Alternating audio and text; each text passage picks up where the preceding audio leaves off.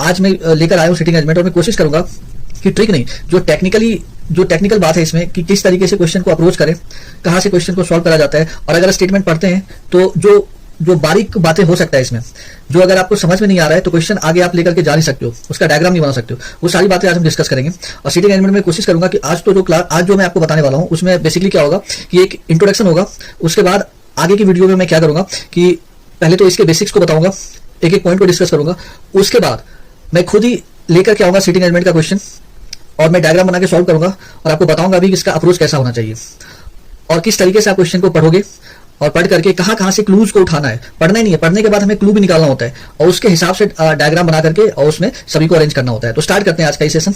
सबसे पहले मैं बताता हूँ सिटिंग अरेंजमेंट में जो होता है वो बेसिकली 3 तरीके का जो क्वेश्चन होता है वो पूछा जाता है। सबसे पहले देखो, एक इसमें जो होता है ना वो सर्कुलर अरेंजमेंट की बात कर लेता हूं मैं, सर्कुलर अरेंजमेंट, ठीक है। उसके बाद सर्कुलर अरेंजमेंट के बाद इसमें जो क्वेश्चन पूछा जाता है लीनियर अरेंजमेंट पे बेस्ड क्वेश्चन होता है। इस सबको मैं सेपरेटली अलग अलग डिस्कस करूंगा। सर्कुलर अरेंजमेंट के बारे में जो भी बातें हैं वो मैं आपको बताऊंगा, लीनियर अरेंजमेंट के बारे में बताऊंगा। और एक और होता है इसमें जो जैसा आप समझ सकते हो ज्योमेट्रिकल फिगर होता है, जिसमें स्क्वायर एंड रेक्टेंगुलर अरेंजमेंट भी होता है, ठीक है। तो बेसिकली ये 3 तरीके के क्वेश्चन में पूछा जाता है।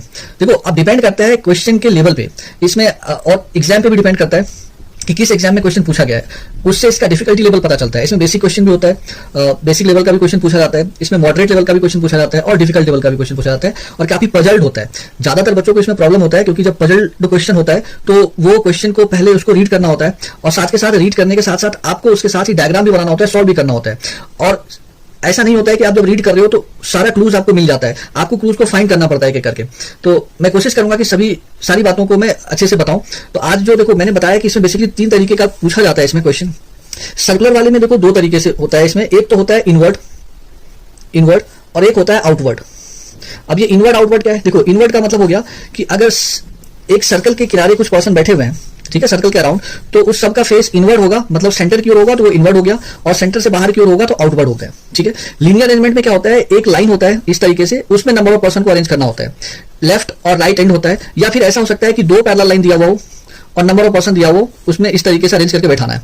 स्क्वायर एंड रेक्टेंगल में क्या होगा कि स्क्वायर के तरीके का क्वेश्चन इसमें पूछा जाता है, अरेंजमेंट स्क्वायर तरीके का होता है या रेक्टेंगुलर होता है, जिसमें कुछ तो कॉर्नर पे होते हैं और कुछ मिड में पर्सन बैठे होते हैं, और उसका फेस इनवर्ड आउटवर्ड हो सकता है। तो ये 3 तरीके का बेसिकली इसमें क्वेश्चन आता है सिटिंग अरेंजमेंट में।